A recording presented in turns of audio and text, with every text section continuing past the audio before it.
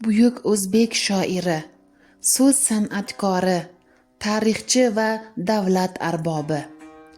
Boburiylar saltanati asoschisi Zahiriddin Muhammad Bobur 1483-yilning 14-fevralida Andijonda tug'ildi.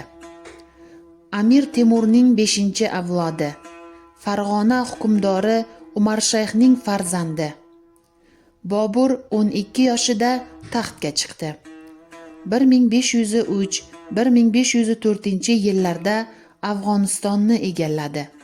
1519-1525-yillarda Hindistonga 5 marta yurish qildi. 3 asrdan ortiq davom etgan Boburiylar saltanatiga asos soldi. 1530-yilning 26-dekabrida Agrada vafot etdi. Qabri keyinchalik vasiyatiga ko'ra Qobulga ko'chirilgan. Bobur dilbar shaxs. Uyg'onish davrining tipik hukmdori, mard va tadbirkor odam bo'lgan. U san'atni, adabiyotni sevardi. Hayotdan huzur qilishni yaxshi ko'rardi. Darhaqiqat, u yaratgan g'azallar, ruboiylar buning yorqin ifodasidir. She'rlarida u ishq, ayriliq, alamlarini hamda chuqur axloqiy, ijtimoiy, siyosiy, diniy, tasavvufiy fikrlarini g'azal tarannum etgan.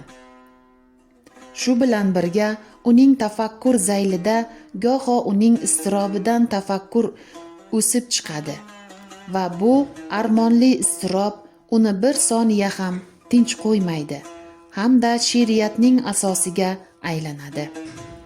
Bobur o'zi yashagan davrning murakkab ijtimoiy muhitni, ruhini, uning atrofida ro'y berayotgan bo'xton va malomatlarni chuqur his etib, qattiq toliqadi va ba'zan buning oqibatida o'z ahillarida paydo bo'lgan umidsizlikni ko'rib shunday yozadi: Tole yo'qki jonimga baloliq bo'ldi.